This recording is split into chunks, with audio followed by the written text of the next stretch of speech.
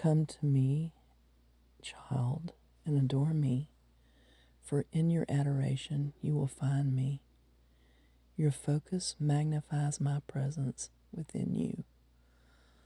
I love for you to love me. My love for you is embraced with yours, ever growing, ever flowing like a crystal clear river of cool calm that bathes our spirits, which are eternally joined. See, child, see me now.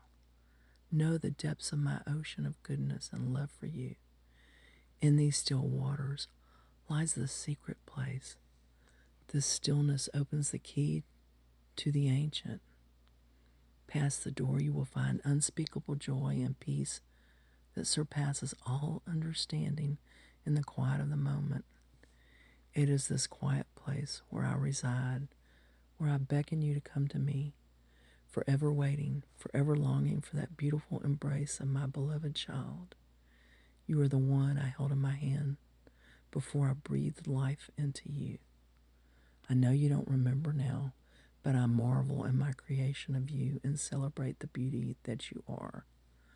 I love you, dear child. I am your daddy God. I always have been and always will be.